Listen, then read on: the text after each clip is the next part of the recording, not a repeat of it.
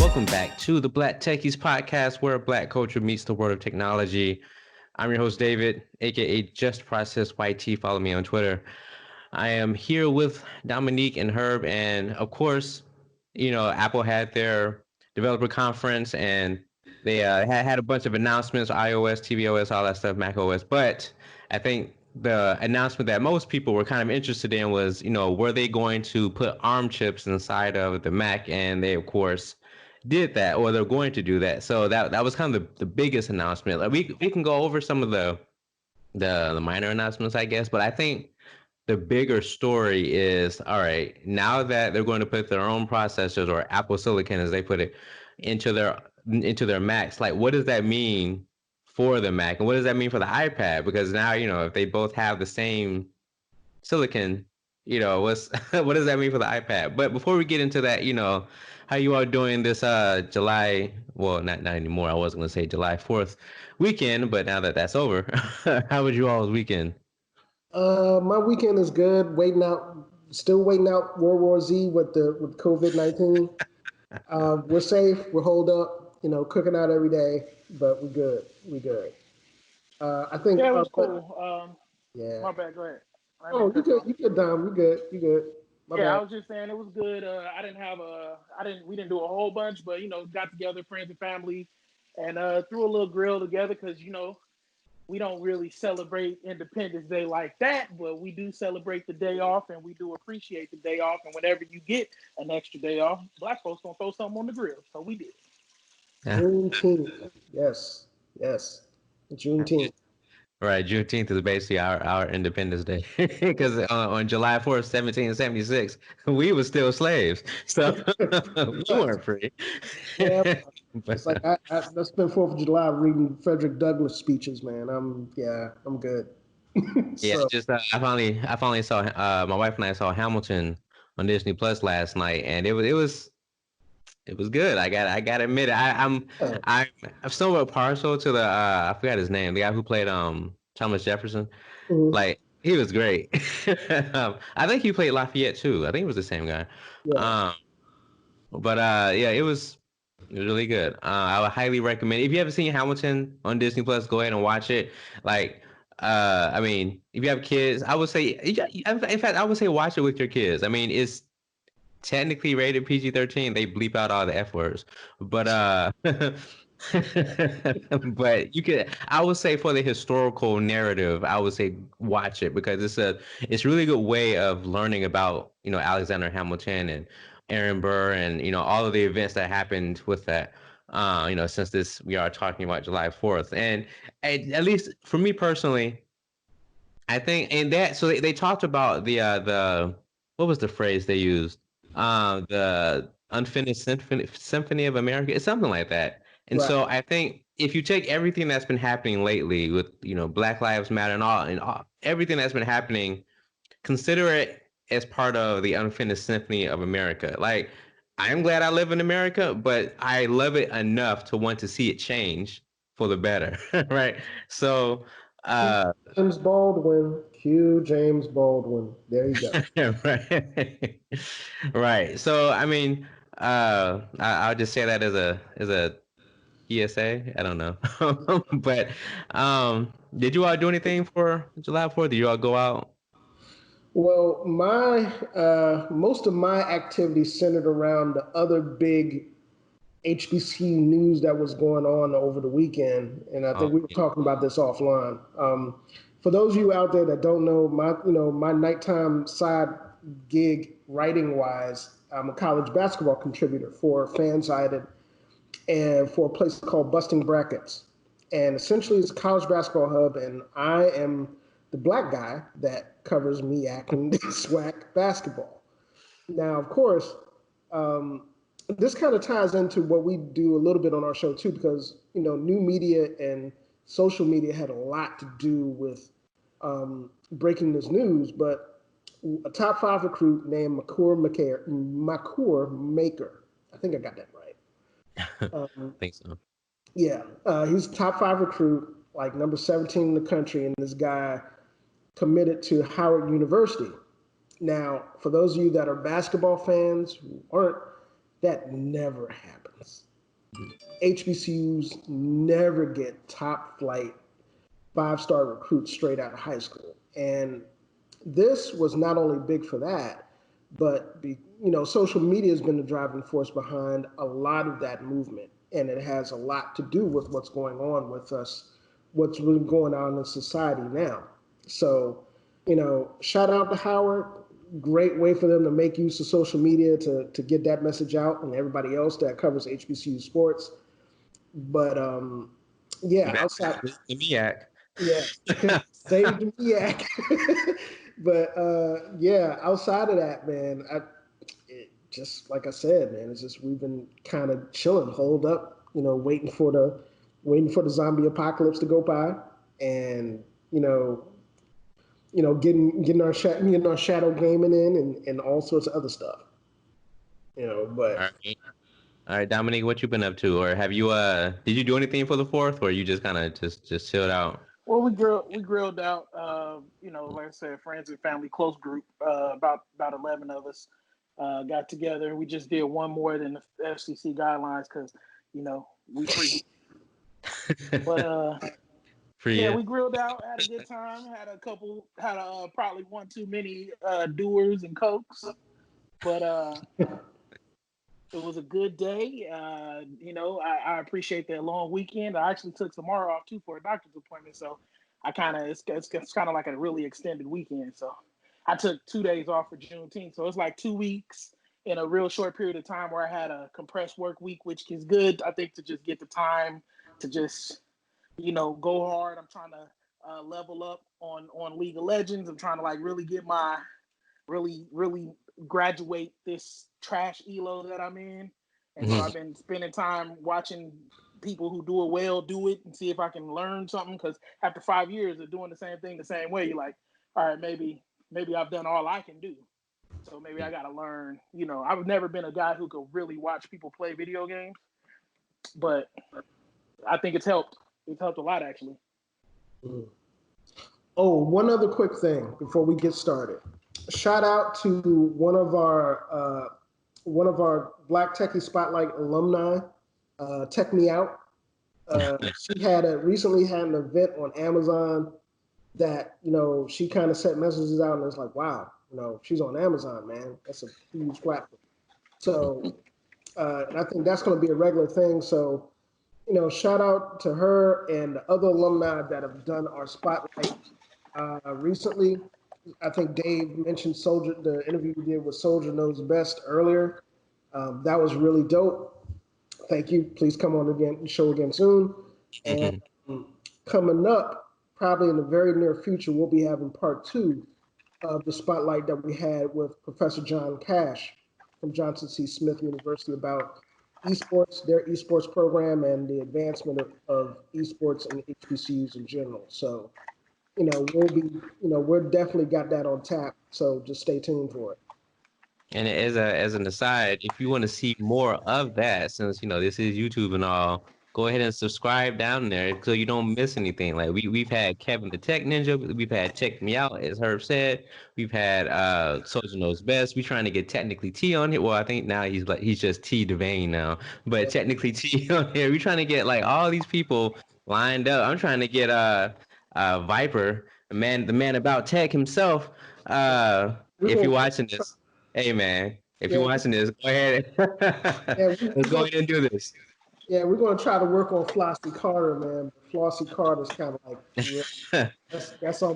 that's like the holy grail of guests. I'm trying to get all over him. Your average consumer, although I think they just had a baby, so I don't know about he might not have just. But MKBHD, look. I know that now that's a long shot right there, but hey, I'm open to it. But yeah. But I'd be cool with white shoes, man. For real. I'd be cool. Hey, we can have Xerxes right there, just in the shot right there. That'd be hilarious. Does he even call her Xerxes anymore? Like, has he officially changed her name to White Shoes? But all right, let's go ahead and get started. I bet people listening are like, all right, hurry up and get to the subject. All right, so Apple ARM. So like I said before, Apple announced that they are moving or putting all of their own silicon into the Mac. So, the A series or whatever they decide to call, the chips that they put in the Mac, because they usually change it up depending on what form factor it is. But there's a lot to be said, and to be fair, I do have a video on this. Go to my YouTube channel, Just Processing. I put out a whole video about why Apple is doing this. Um, and spoiler alert, it's all about control. So go head on over to Just Processing, or even on the Black Techies. I upload the audio to the Black Techies podcast. So if you're already subscribed, you already have it. So go ahead and watch that if you want to know my thoughts about or in-depth thoughts about why Apple is switching to ARM. But needless to say, this is really big because Intel got a lot of business from Apple with their Macs, and now that they're moving, let me go ahead and check Intel's stock price right quick. But It ain't great, this is boss. this is pretty major. You said what? I said it ain't great, boss. Yeah, bottoming out, man. Bottoming So all out. right. So so Dominic, let me ask you, what was your first thoughts, I guess, when you first heard about it? My first thought was I can't imagine being a happier person than the CEO of AMD. Right. Oh, Lisa Su, Dr. Because Lisa Su. yeah, because Yes. they're gonna have to put Intel gonna have to put some work in, and they're not ready. I think they've been resting on the Apple business. The Apple business made up a significant chunk of their business. So Well, say goodbye. well, just as a side note, man, AMD's been splitting Intel's wig for like the last 2 years. Yeah. I I mean, mean, to be fair, Intel was trying to come back with their 10th gen, but like for the last, yeah, Ryzen, they haven't really gave people enough reason to buy an Intel yeah, processor. Like I don't even have Not for personal AMD, computing, but right? for enterprise level Right. computing, it yeah. hasn't been. Just split. AMD, I mean, Intel still has a very large portion of the enterprise market. Yeah, I mean, just it's getting ugly at this point. You know, what I mean? It's just, Kind of tough to there is, I think it's related in a way because you got Apple shifting their desktop business and notebook business to their own chips, and then you got, even on the PC side, the Windows PC side, you know on the desktop side, you have a lot of people who are just choosing Ryzen for their platform, and even on the laptop side, where Intel is still kind of dominant.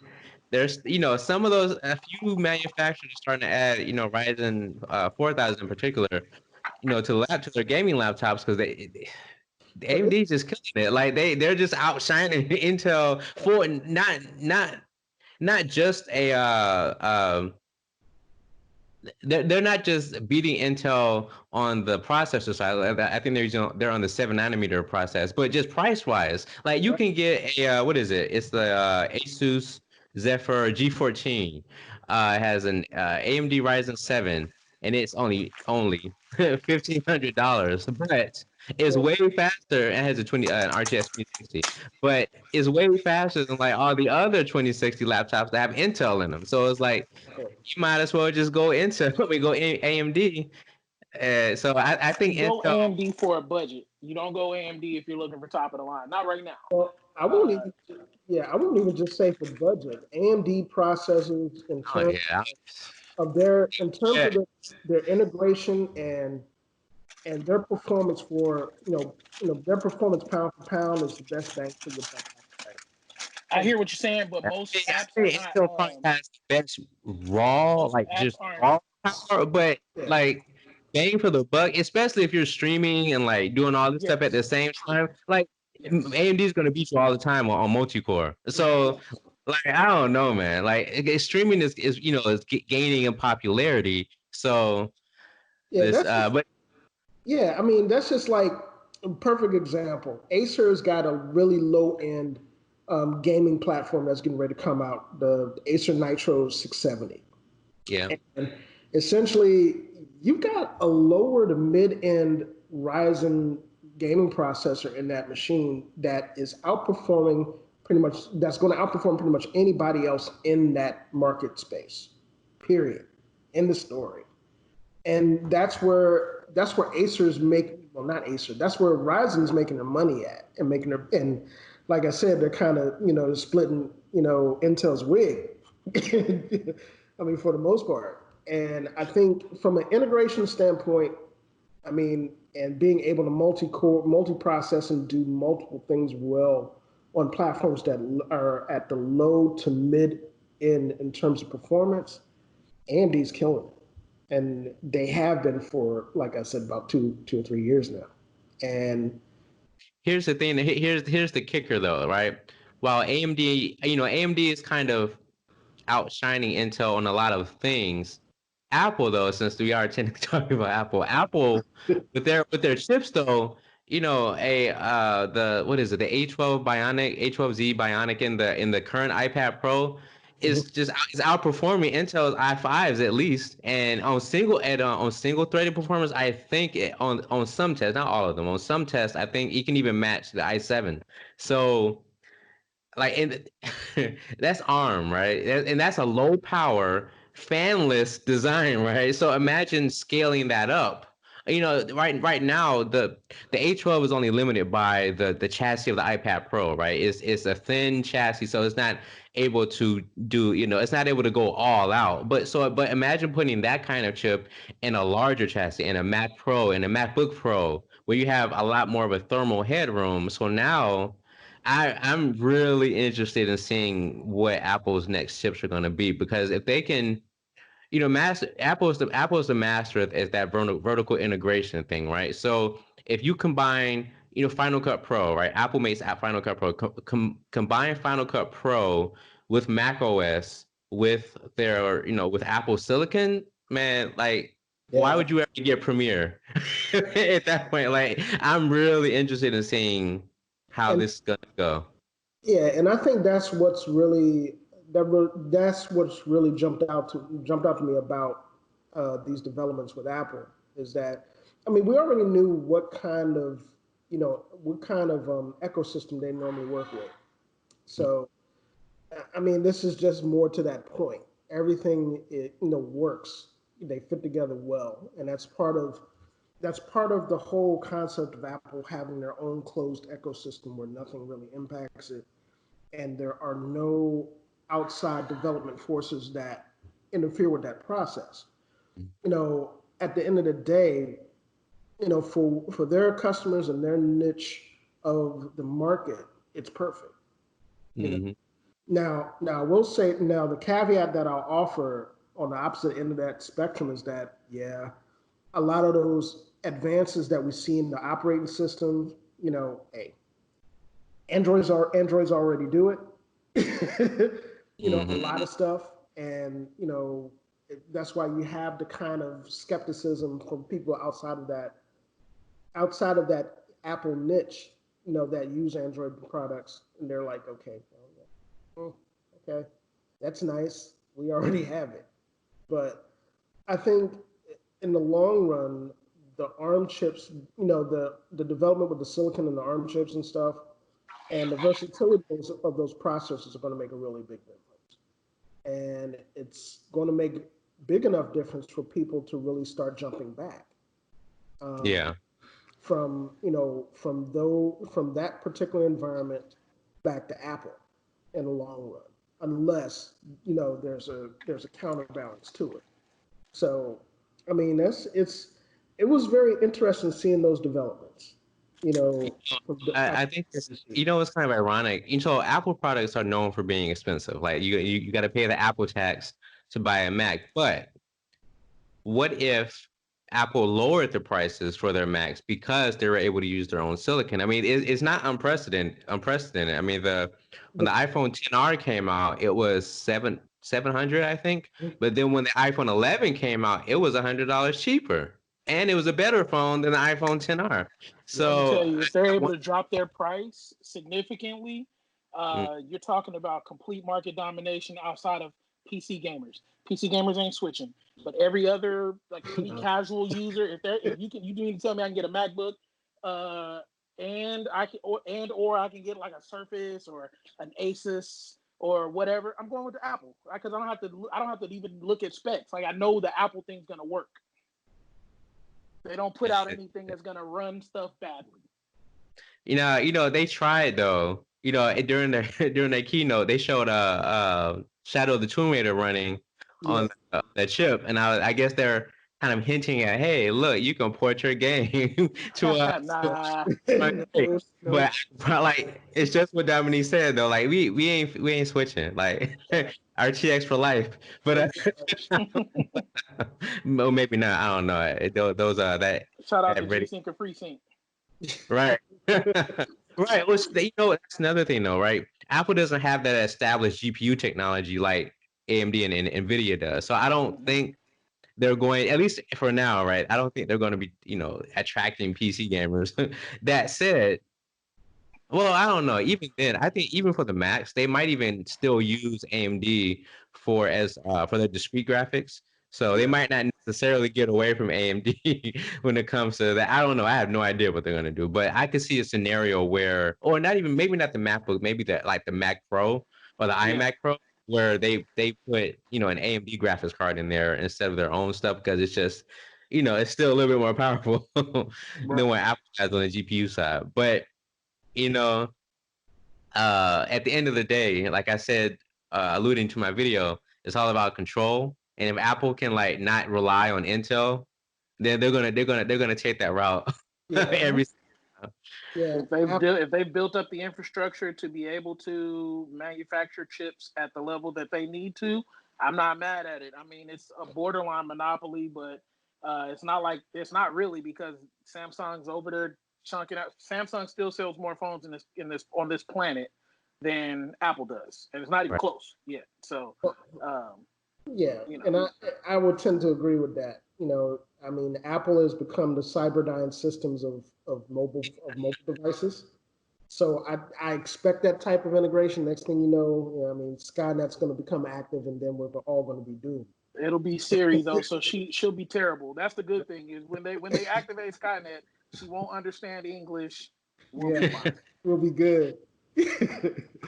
But I think we taught her 30,000 new facts. Yeah, let's hook her up to Google, please. We safe. We can escape. So, but yeah, I think that was the most intriguing thing to me to come out of the Apple event. I think also the iOS 14 had some really, really sexy modifications and improvements, and that's easy for me to say as the lone iPhone user in this chat, but because you guys, the stuff that I'm happy to have is stuff y'all been doing, but like default email browser, like default email app, default web browsers, being able to change it away from Safari. And the mail app, big deal. Hopefully it's not. Hopefully Chrome is not just emulated Safari, because I don't know if you guys know this, but on iOS, yeah, I know. It's really just emulated Safari. Yeah, it uses Safari's rendering engine. Yeah. Yeah. So hopefully they can find a way to let it be Chrome and it doesn't destroy your phone, because you can't put 48 gigs of RAM on a phone, and that's how much you need in a PC to run Chrome effectively. So when I heard, I don't think they're going that far. I think all browsers still have to use Safari's rendering engine. So Apple will give you an inch, but they ain't gonna let you take a mile. So. No. But I mean, at the very least, though, I mean, I'm honestly with iOS 14, all they honestly did was prevent iPhone owners from switching to Android now, because it's like, well, okay, I can put the widgets on the home screen now. I got widgets. I got an app drawer. I think they call it they that. were worried too much about iPhone people leaving to go to Android. I think these are attempts at trying to take more of the market, because I think if you look, and this is just me, this is anecdotal based on my experience as a retail cell phone salesman, but the switch happened the other way a lot more frequently. So the switch happened from Android to iPhone way more frequently than it happened from iPhone to Android. And the only time I ever saw iPhone to Android and like it stuck, it was like very niche situations. Like, you know, people out here playing broke boy and they want to. I just really gotta have what is it? XBMC, the Cody. I really gotta have Cody. I really gotta, you know, I really don't want to spend the $15 a month for Netflix. So, which is why they get that's why people look, you know, people turn their noses down at green bubbles, because some of the green bubble people are like, I ain't have to have a free phone because I need free everything, and it's like, pay the people, you know. Coins is a driving force, man. I get it. Hey, you know, pay the people for their work. Stop bootlegging. Once you pass 25, you need to start paying the people. When you're a college student, listen. My movie library was magnificent. There wasn't a movie that came out from 1997 to like 2007 that was not on my hard drive or external hard drive. Let me tell you, the streaming game these days is making folks risk it all. That's all I'm going to say, because especially now, and for those folks that are watching our podcast and are in the collective that follow us a whole lot, we talk about streaming a whole lot. Now, what YouTube television is about to pull or about to pull, is going to have some folks really, really petro, simply because ain't nobody got time ain't nobody got time for $65 a month for YouTube. Oh, okay, that's what you're talking about. $15 price rate. So while I have the opportunity, and this is a slight segue / caveat to all streaming services that you can have multiple profiles with, I would recommend you guys, anybody out there that's listening, take up a communal approach to utilizing your streaming services. Meaning that if you got family, if you got friends that you're cool with, I'm not talking about, you know, enemies that are going to mooch off of your cable, off of your streaming devices for absolutely nothing, to be like, I ain't got no scratch. But you get about 3 people to kick in $20 and you do all right. You treat all your streaming services as a communal resource. So if you got YouTube, just a perfect example, let's take YouTube television. Okay, you can have up to 6 profiles to utilize YouTube TV services, and can they all watch simultaneously? As it stands right now, yes. Okay. As it stands right now, the streams support all of that. So you choose services like that. Hulu TV has the same type of setup where you got multiple profiles. Netflix, Disney Plus, I think HBO Max will be. HBO Max already does. HBO Max don't care. So, they've never cared. Exactly. So, and I don't recommend this with every streaming service, because you got some that are really, really particular. Don't do it with Hulu. Oh, no.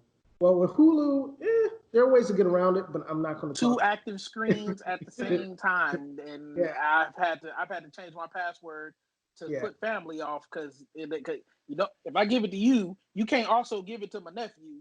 Y'all are one. Well, that's the catch. That's the catch. You have to. That's where the trustworthiness of your family unit. I don't mind. It's not a trust thing. It's about, like, I expect only one device being used in a household that ain't put nothing on it. You know what I'm saying? Well, that's kind of what I'm getting at. People gotta put something on it. But I mean, to make a long story short, folks out there, if you guys got streaming services and you're disgruntled because of the price increases, try taking a communal approach to your services. And that segment was called Herb's Bootleg Corner. That's your regularly scheduled programming. What you want? Herb's Cable Cutters. I guess that's the segment we're gonna do in the middle of exactly 26 minutes into every episode. Herb got to stop whatever we talk about to talk about the latest in cord cut news. As I take a sip of my Dr. Pepper. All right. What flavor is that Dr. Pepper? I saw the white bottom. This is crack. Oh, I got to go get that. Yes, I'm laying off. I don't do sodas no more. I'm listen. Let me tell you something. That's all I do, baby. Trying to lose it. I'm trying to lose it. Hey man, I had a relapse after I saw this. So I wake up 15 times a night. I think every podcast we've had, like the last 3 podcasts, you've been drinking that. Yes, sir. Yes, sir. Yeah, and my family and family and associates are like, yeah, you need to lay off of that, bro. Yeah, I we bet it's can't fire though. have it. Oh, I bet that's fire. It's fire. That's so fire. Make me want to relapse. I'm not gonna do it. No comments. Stay strong. All right, we could if we could circle back. But I mean, we could technically have 2 topics on one podcast, but um, But neither of them should be Dr. Pepper with cream soda. did you all have any thoughts about some of the other announcements Apple made with Mac OS? And they didn't say much about tvOS. I mean, they like for watchOS, they have a hand washing sensor where like it can detect with the squishiness. Oh, they're gonna have to turn that off. White people gonna want to turn that off. They're gonna get tired of they watch telling them they're nasty. So no comment, man. I knew that was coming, but yeah, I mean, honestly, man. If you're white and you're watching it or listening to this, we don't hate you. I promise you, Dominique. No, we don't hate you. I don't hate you. I love everybody. Yeah, let us put this disclaimer out now. This does not represent the entirety of the opinions of the Black Techies. Or this is all just anecdotal based on every time I've been in a public bathroom and saw somebody leave out of the urinal/stall and walk right out like you. I mean, I get it. If I'm in there though, at least you should act like you should just feign. You should be like, you should do something. They just like, hey, how you doing, buddy? That's all I'm saying. I mean, not all people, not all. Just enough for it to be a stereotype that I believe. That's all. Well, I mean, personally, talking about the, any other things that kind of came, I'm gonna be quite honest. There wasn't really much on the software side that kind of moved the needle for me. Simply because disclaimer, you don't use iOS, nothing. By the way, just disclaimer. Well, I do for work phone, but do you use OS? But I mean, like I said, most of the stuff that really caught my eye was hardware based. It was with the ARM processors and the flexibility that's going to give Apple in terms of really expanding their ecosystem and making it really responsive for their their users, the customer base. So I'm curious what they're going to do about the cannibalization of the iPad. There's no way that ARM MacBooks don't. I mean, I don't iPad market. I don't understand how it couldn't, because it's not like the iPad is not $1,300. Like it is. It's $1,300. Now I love my iPad, right? But there's times when you're using it, especially if you're using it with a keyboard, you're like, why can't I install XYZ on it? Like, why do I have to go to the App Store for this? You know what I'm saying? Now, I will say this, especially going into the fall and the holiday seasons, where we're going to see Microsoft devices start to hit the market, particularly the Microsoft Duo, those series of mobile devices and tablets and books that are going to have the same type of ARM architecture. That's going to be interesting to see how those fare against each other. So here's the difference. So during the keynote, Apple announced that all the iOS apps and iPad OS apps are going to work on Mac OS, right? Natively.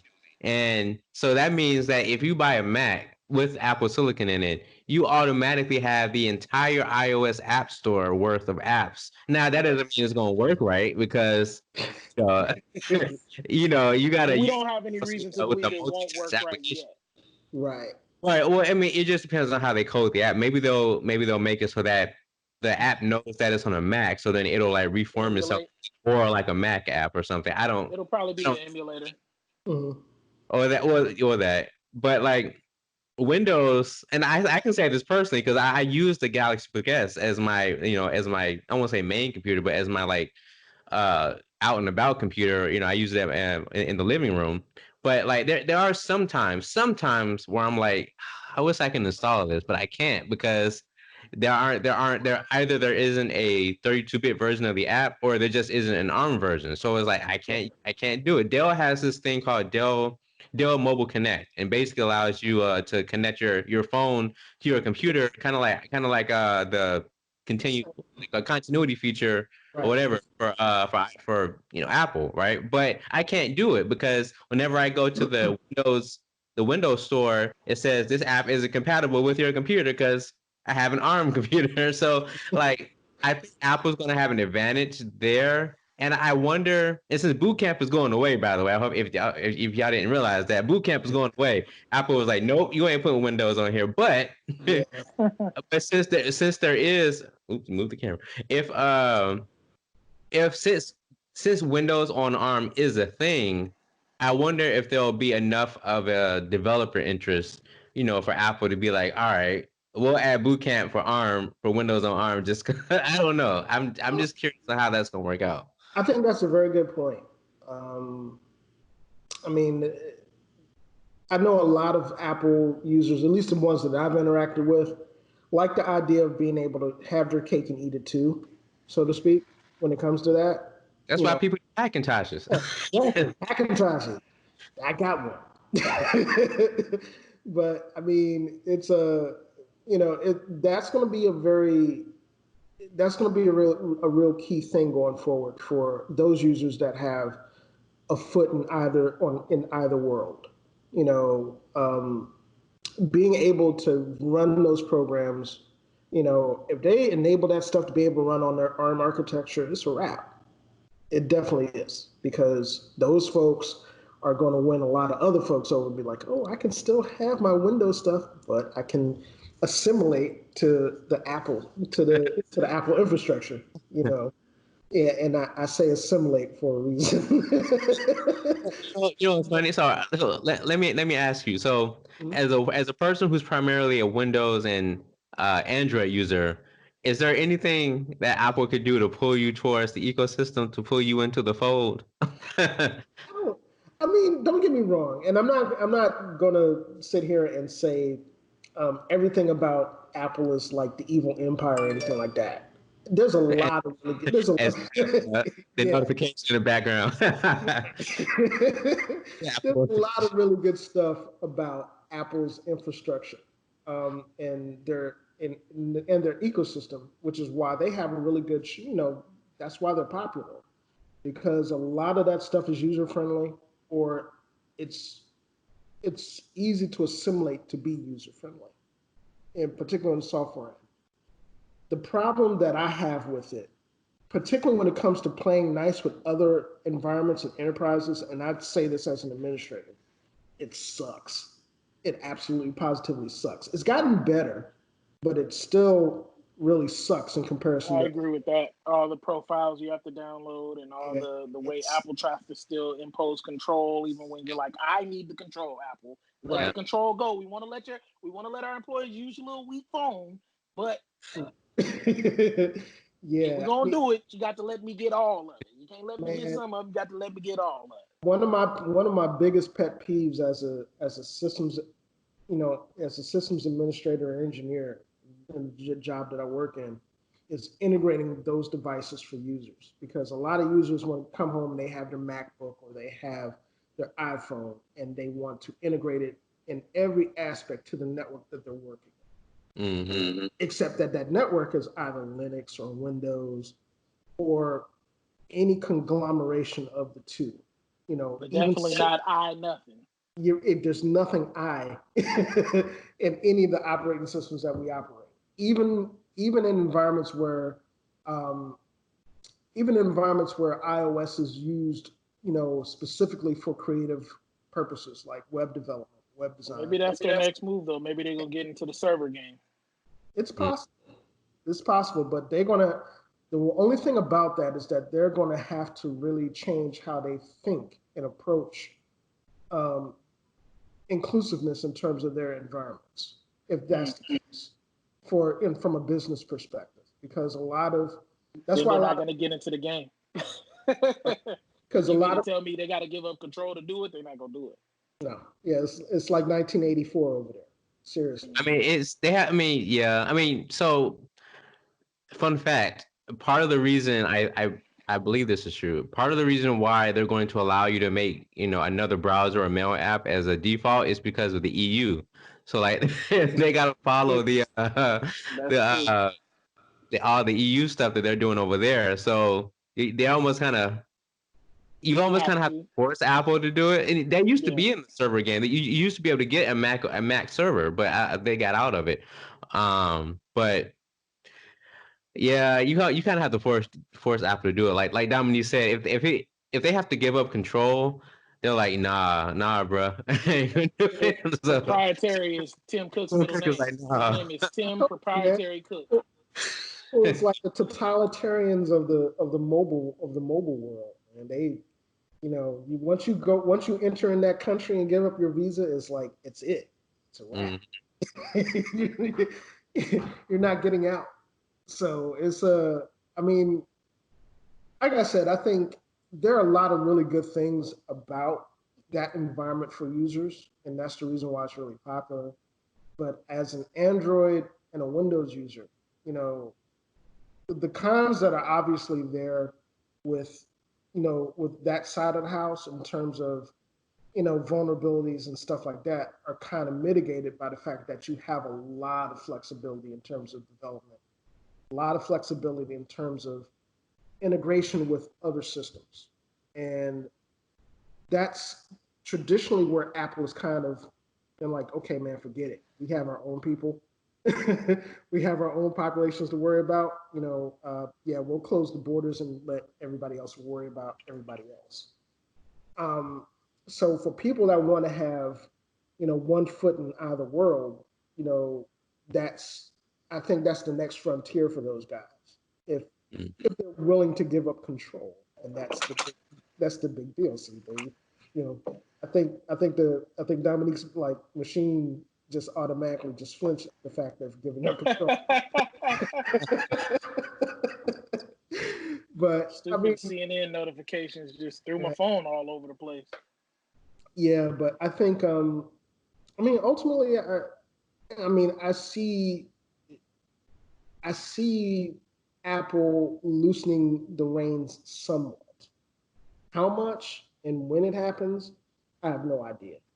I think as long as it serves their business model, I think they're willing to do it. Like as long as they can still make money from it, I think that's going to be that's just going to be their mo. So one thing I did want to point out that I almost forgot about it. So with macOS, when they talked about Safari, so they talked about all their Yeah, privacy restrictions and all that stuff. And Apple's big thing lately has been about privacy, which is not a bad thing, right? But right. I think they're especially with Safari. I think a big reason why they're doing this is to lessen Google's control or to kind of block Google in a way. Because think about it, Google makes its money off of ads, right? And so Right.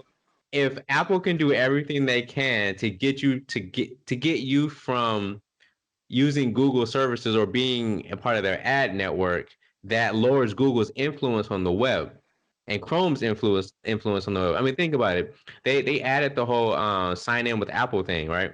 right. So you can sign in with Apple instead of signing in with Google or Facebook because Facebook and Google require your data so they can make money. Apple Oh, doesn't that do that. relay is hot. That relay is hot. Where they gonna bounce your email address off a fake one they create? Yeah. Yeah, yeah, that is pretty dope. But but see, that's all about That's control. well, because I if they mean, but it's also privacy, and I think they're one of the most forward-thinking companies in the world when it comes to privacy. And actually, see, like, not they can they're get they're like, we're going to rake you over the coals for the hardware. Yes, guys, I promise, but we're not gonna sell your data. That's not what we're here for. Now, now, while we're talking about data and internet platforms that are taking L's, we can't stop. We got to talk about Zuckerberg and Facebook. Um, oh yeah, all the companies leave not taking away their ads. that dude has been taking L's left and right for the past. 2 months. Hold that. Yes, hold that. And quite frankly, it's well warranted because some of the stuff that's been going on the platform has been pretty ridiculous in terms of hate speech and all sorts of other stuff. So I think going forward, we're going to introduce an award called the Hold This L Award. That's a her proprietary award. Proprietary Herb Award, Hold This L. And the first honorary recipient would be Facebook and Mark Zuckerberg. Because they hold this huge L. Giant. It's just tons. Weighing metric tons. That type of L. But yeah, I mean, yeah, we talked about privacy. Like I just wrote an article like the other day about how there was like up to like 5,000 developers were able to still see information from apps that were so technically Facebook is supposed to have a 90-day waiting period or whatever. Like if you aren't active on an app for 90 days that's connected to Facebook, if you aren't active for 90 days, then it's supposed to automatically cut off your data from the developer. But then some apps are still getting data from some of the apps even after the 90 days. It was mainly because of a programming loophole in a way. So like for example, if you were say you had a fitness app and you wanted to invite your friends to like participate in some fitness challenge, so you would use the app and invite them, and then your friends would like accept the invite and sign in with Facebook. But because the way Facebook does it, it didn't know that those people who you invited were inactive. So it kept collecting their data even when they weren't active. So like Facebook still has all these privacy issues all the way, of course we all remember the Cambridge Analytica stuff back in 2016. So like yeah, like I keep using it, right? But knowing this, I think that's the real rub, is that Facebook has become so ingrained in our daily lives collectively. For everybody over 30. Everybody over 30 is on Facebook. Basically. But I'd rather be giving my data to the Zuckerberg dude than the Xi Jinping, because all my children, all they want is the tickety tockety. Yeah. Oh yeah. I put something out about that. Yeah. Tickety tockety is going right back to the People's Republic of Yeah, that's a whole another level of an ecosystem right there that you ain't. Oh yeah, that's a conversation by itself, honestly. Yes, but I would just say, just be careful if you're going to install TikTok. If you work for any kind of government, don't probably going to do that. Please don't. Please don't play with your career like that. If you work for any sort of federal entity or contractor that contracts for a federal entity, that would not be a good move. That's not a good look.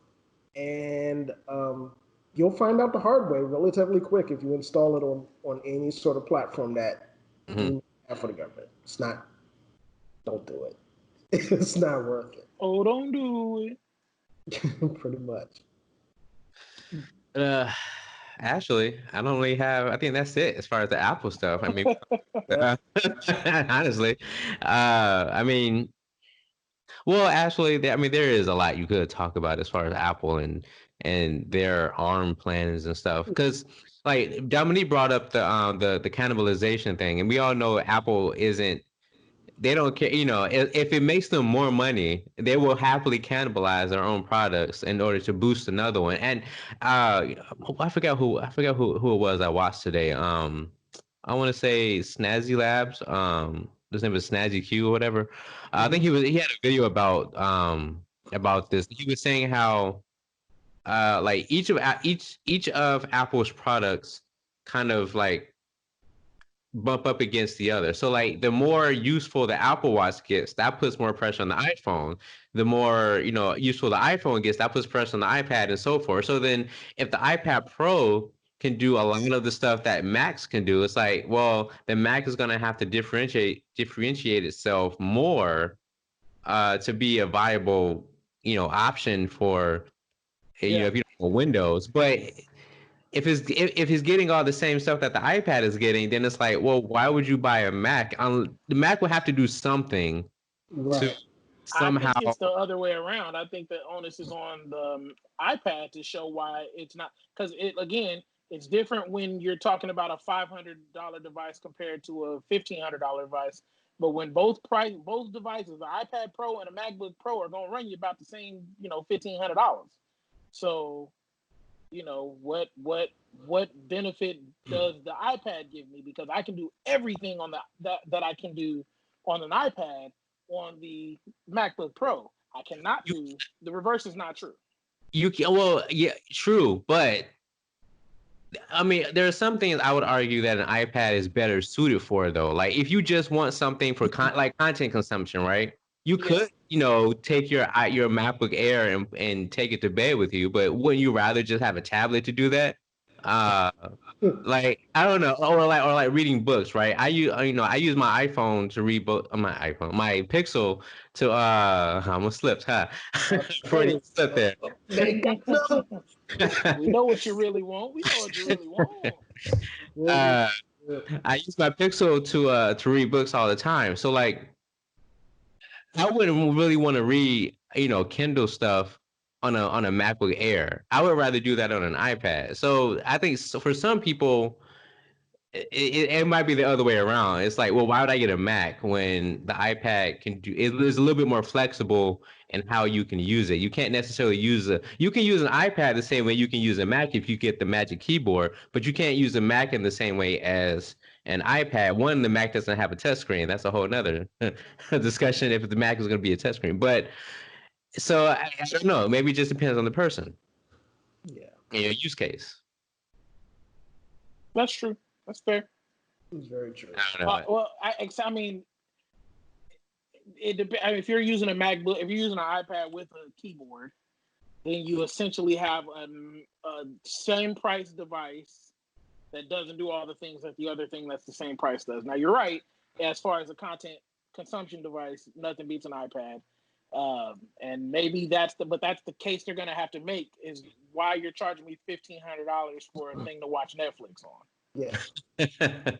Now, to be fair, it might depend on what your preferred UI paradigm is. Like if you prefer more of a desktop environment like Mac OS or Windows, then yeah, all right, you're gonna get a Mac. Even if the Mac has the same kind of processor as an iPad, if you still prefer a traditional desktop UI, which I think that might be what differentiates the Mac and the iPad, then that might just be that might be what it is. Or I don't want a touch first centric, a touch centric UI. I want something with the mouse and keyboard and in Windows. Like that's the biggest thing about iPads I hate. Is you don't have proper Windows support, so or windowing or whatever. But I don't know. Maybe it depends on the person. I have no idea how this is going to work out like 2 years from now. I think they said they're supposed to complete the transition in like 2 years. So in 2022, by this time we'll be going. maybe we'll be having a podcast then talking about how RIP iPad. I don't know, or RIP Mac. But Or hot take, Microsoft finds a way to do it and it takes over the whole world. No, okay. you know what? I like folding phones, honestly. So we'll see how the Surface Duo goes. Yeah. But and the Neo, I think. Yeah. But Well, I think, yeah, go ahead. Go ahead.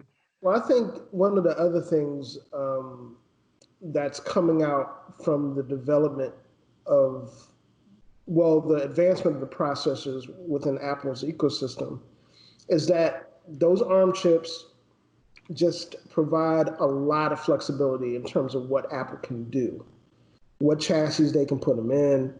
Let's say, for example, Apple wants to get into the NUC bit, to the NUC business, the NUC business. Their own chipsets, you know, they could do it and pretty much do it effectively, you know.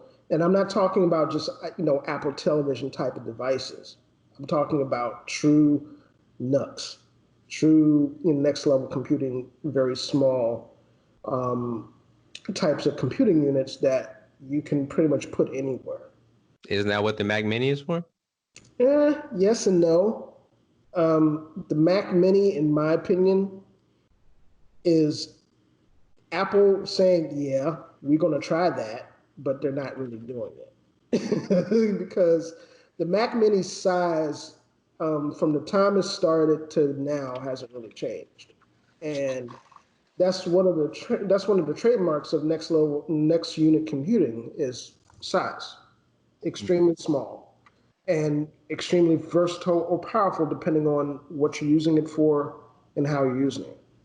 The Mac Mini, yeah, they've increased the processing power of those machines, but in terms of capability, they've kind of stayed where they've been at, and Let me ask you then, like, all right, so one of the benefits of switching to ARM is that it's way more power efficient. And because it's way more power efficient, you can put it into a smaller chassis.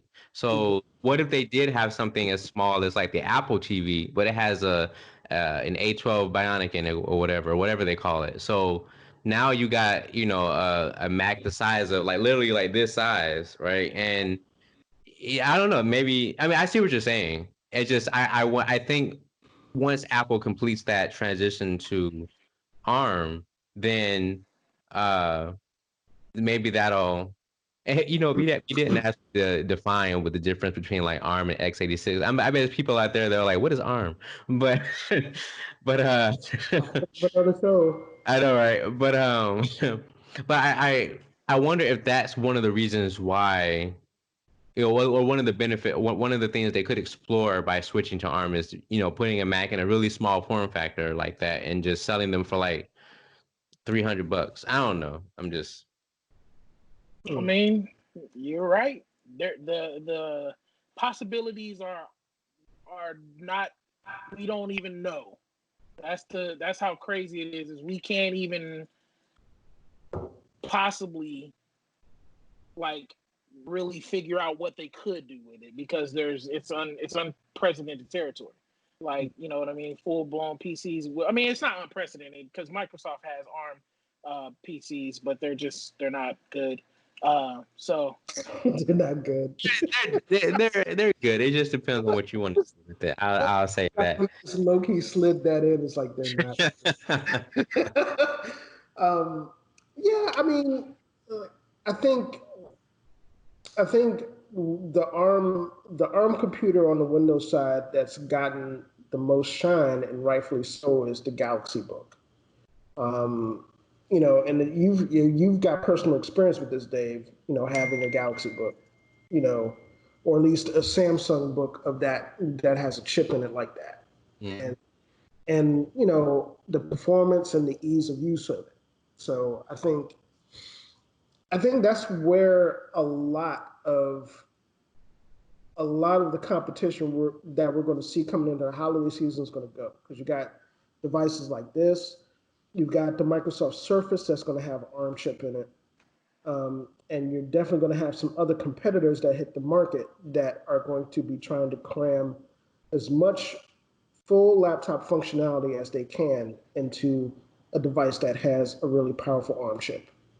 So that, I mean, I see that being one of the more interesting developments that's going to come later this year. I'm looking forward to it actually because I think what Apple did with the show, um, besides cater to their own audiences, which is really good, is that really put they've really put some teeth into the hardware stuff that they normally don't. And this move to silicon and the capabilities that it has is good stuff, and it's going to force people to kind of take a second look at what they're doing in terms of, okay, well, Apple got their own infrastructure, but this new hardware change they got is kind of tough. We're gonna have to kind of respond to it. And So I actually pointed that out in my video where I think Intel and AMD are going to have to kind of step their game up as far as at least on the CPU side. Maybe not GPU side, but one thing, I think I might actually wrap this up. But as far as my closing thoughts about it, I think I wonder if this is going to lead to like a cascading effect where multiple like big tech companies try to make their own CPUs, like their own SoCs. Apple has their stuff, and I'm hearing Google's trying to make their own for the Pixel. Microsoft is kind of sort of doing it with their SQ1 chip that's in the Surface, but not the Surface Pro X. But because I mean, if you think about it, if Apple is finding all of this success with their vertical integration and doing everything their own way and controlling everything from top to bottom, other people are going to try to do that. They're going to try to mimic what Apple is doing. I mean, Samsung technically has their own chip with the Exynos.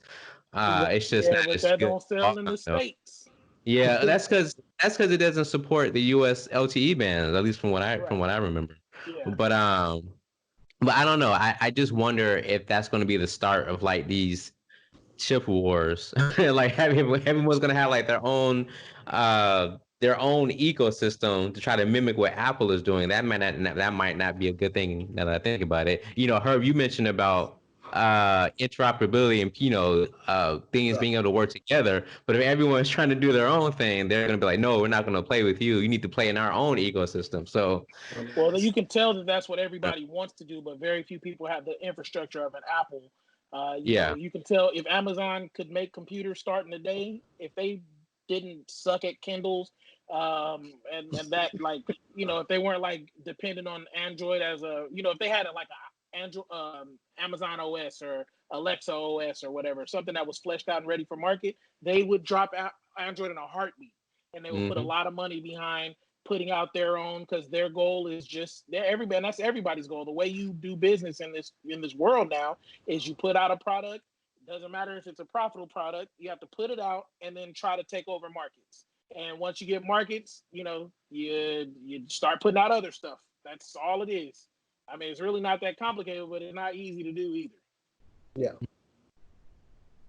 definitely.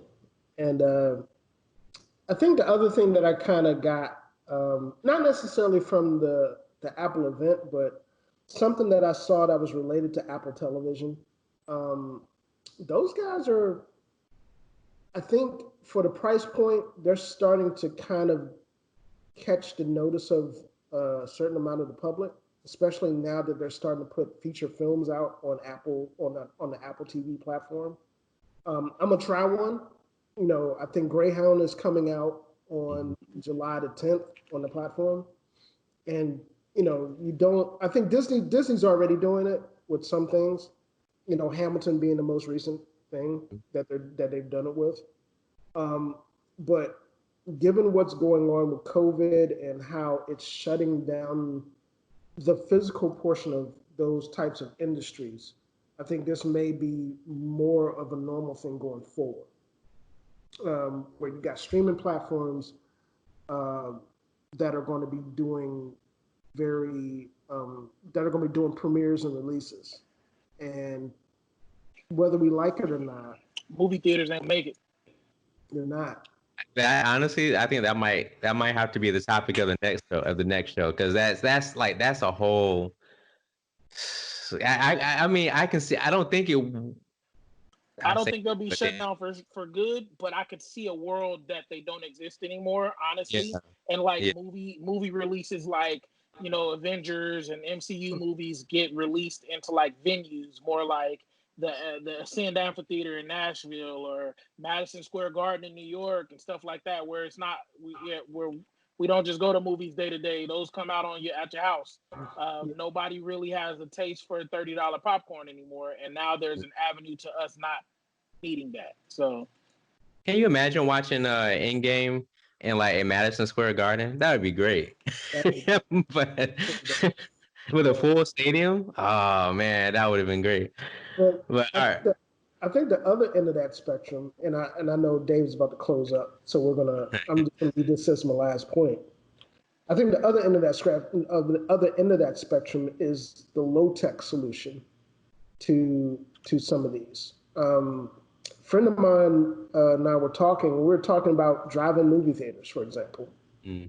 Um, You very well may see, an entrepreneur that gets the bright idea to bring that back in a new inclination or in a new form or new way. Um, like having a neighborhood drive-in theater where you have a digital setup someplace, neighborhood setup. I know Alexandria has plenty of places where people set up, digital things outside where people go watch films and stuff like that. You might have something, something along those lines. People start planning and actually doing those things digitally, or having a service where you have you have a release and people get a pre-order and then you stream the release. You know, there are all sorts of ways. It might be virtual theater, where somebody thinks up a service where, okay, well, everybody can watch this and have telecommunication, have teleconference capability to watch this movie and to communicate about it and to share that experience that way, like you would in a theater. I think you can already do that somewhere, right? I think someone or Hulu or somebody allows you to watch like movie. I think Netflix lets you do it somewhat, or maybe there's a Chrome extension that lets you do it where you can watch the same thing with other people at the same time. Yeah, I think there's a Chrome extension for it. I know Facebook, and yeah, we're talking about Facebook again. Facebook, Facebook has that capability with Facebook Watch. Um, Yeah, I but think it was Facebook.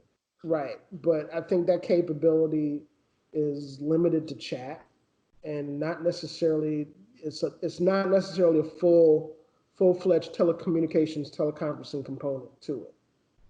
Um, but I think I think that's one of those things where Apple could probably, um, knowing those guys, I can see them doing something like that. I can see them taking the Apple TV platform and adding, you know, some more of their ecosystem to it to create a service like that. Hmm. So um, I wouldn't be surprised to see it. I wouldn't be surprised to see it at all, actually. Well, Word. all I gotta say is I hope AMC and Regal and all those places they're gonna have to really uh, show some reason why we need to go to a traditional theater. But We finna be playing tactical. Topic of next. That's the topic of the next episode. We're gonna talk about the death of movie theaters. Yes. all right, I see you, Dominique, being a parliamentarian. No, I'm just kidding. But all right, yeah, we'll go ahead and wrap up this episode. Just as always, if you like this content, go ahead and subscribe. Like I said, if you're on YouTube, subscribe down there, put the little bell icon so you don't miss anything. If you're listening to audio for everywhere, Spotify, Apple Podcasts, Google Podcasts, Stitcher, all those places. Just type in the Black. In fact, just go to Google right now and type in the Black Techies. I promise you, we will be the first hit on there. I need to go ahead and copyright this darn name or try to trademark this name. uh, but yeah, like I said, you can follow me on Twitter at Just Process YT. You can follow the Black Techies on Twitter at the Black Techies. I don't know if you all want to plug your Twitter handles. You can if you want to. But until then, I will. Any last words, Mr. Seward? Well, first, I'll take the opportunity to plug my Twitter handle, like you asked. You can follow me at HH Seward the third or HH Seward 3. I rep the Black Techies. I also rep my little side gig, which is college basketball contributor for Busting Brackets for Fansided. We talk about all things technology and HBCU culture and sports related. So if you catch me on there, you're going to see my stream filled with all sorts of stuff. So thank you for that. For everybody that follows our podcast, audio or video, and has feedback, thank you. We really, really, really, really appreciate your patronage. And the more feedback we get, the better we can make the product. So um, for the folks that are in the collective, for the folks that aren't in the collective, for the lone guy in Saudi Arabia that's been following our joint for like the last Mhm. from the beginning. Thank you. For the new folks, thank you, and any feedback we could get from you guys to make our product better, we really appreciate it. Unless that one dude is MBS. We don't mess with you, MBS, even if you're the one listener from Saudi Arabia. Yeah. And I said it, and you can DM me for the address. You ain't gonna do to me what you did to Jamal Khashoggi. I'm not that guy. Anyway, were you done? I didn't want to cut you off. Oh, I'm done. All right. So y'all can follow my Finsta. My Finsta is Herb Loves iOS. That's my Finsta. It's just pictures of me with Herb's face on my face with iPhones and AirPods and doing Apple reviews and just talking about how great the Apple ecosystem is. So that's Herb Loves iOS on my Finsta. No, for real, my Twitter is Meek__Zaddy. You can follow that, where I talk about nothing really. I just retweet funny stuff sometimes. I'm trying to get more active in the Twitter sphere. I do partake, but I don't really post. So I'm trying to do better. I want to put more content out in the world. Aren't you on Twitch? I'm on Twitch, but I had to wait 60 days to change my name, and I finally done that, and I just haven't really started back. I'm gonna get that together too at some point this summer. This is the summer of Twitch for me. So yes, this is not a political podcast. However, VoteSaveAmerica.com is a great resource for you guys to just go to, read about the couple of the presidential candidates. I know there are more than two theoretically, and some of y'all think that voting for one of the people that's not the top two. Y'all vote for Kanye if you want to, man. He don't even read books. I'm not convinced that he knows how to read. So if y'all I don't vote think for he's the dude, running personally. I don't think he is either. He is either. But he might, after all these people on the instas and faces of the books are big up in him the way they're like, oh, I'll vote for him. He get my vote over Biden any day. They got the thing where they got Trump 28 rape allegations, has dementia. Oh yeah, I blah see blah that. blah. Biden 8 rape allegations, has dementia. Blah blah blah. Kanye 0 rape allegations. The greatest hip hop artist of all time. And like, how does that qualify him to be a statesman? We've got to do better, people. We have got to do better. We have got to stop making everybody think that all you need to do is be popular to be president. I don't know how Donald Trump's presidency did not end that notion that you can be outside of politics and win in politics. And maybe you can be, but you also have to be like somebody who reads books. Like, I can't rationalize somebody who can't read being the leader of the free world. But again, not a political podcast. VoteSaveAmerica.com, good resource. A lot of primaries are happening over the next week or two, month or two. Check your local elections. It is important that we are present. If voting did not matter, as some of you hoteps would like to propagate, then why would they do so much suppressing of our vote? If it didn't matter, why not just let everybody go to the vote? Have a polling location in every neighborhood, and then they know they're not gonna count the vote. Just like, look, 1 billion people voted for the other guy. We're still gonna give it to Trump. No, that's not what happens. The person with the most votes wins, except with the Electoral College. Again, not a political podcast. I love everybody. I want y'all to go forth and be great. Pay it forward. Do something nice for somebody this week. There are people that are ravaged by coronavirus, and if you know anybody, help that body. If you don't know anybody, but you sitting around like, hey, look, it's a comment in my savings account. Throw something to somebody. The World Central Kitchen is feeding people all over. There are people who never would have thought that they'd be in food banks, at lines at food banks, as they gotta feed their kids. And there's gonna come a point in time, and I hope we don't get there, but there's gonna come a point in time, if they don't want to go ahead and help the people, that the people gonna help themselves. So again, vote, love everybody, and go forth and be great. And know that every day that you go to sleep, when you wake up, that dude might not be y'all president no more. He's not my president already. I'm a sovereign citizen, but I love everybody. Be great. But we got a few more months. But and for those out there, wear a mask. Wear a freaking mask. If you want sports, if you want any kind of sport, any kind of niceties, any kind of entertainment, any kind of, normalcy, wear a freaking mask. Did So y'all see the Florida folks in there arguing with the people about, you're not going to take my freedom? God gave us breath. Who are you to tell me how I can breathe? That's not what they're doing, sir. That's not what they're doing. What are y'all drinking in Florida? Is gator pee in the water, and is it a psychedelic? We got to figure it out. There's something wrong with those folks. We really do. We got to figure it out. For all our listeners in Florida, be safe because y'all got some real problems down there. For Corona and stupid. Yeah, it's a double plague. Imagine when Corona, stupid, and the flu hit at the same time. Oh my God, let's do something better. On a more positive note, shout out to our missing techies, our resident Miles Morales, Roberto, who's running errands while we were doing this podcast, and our resident real estate guru diva, Tiffany Vicks.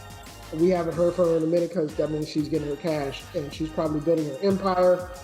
But shout out to her anyway because she's always going to be an honorary member of the Techies. And Dave, I'll let you close, man. Hey, man. On that note, hell Wakanda. Wakanda forever.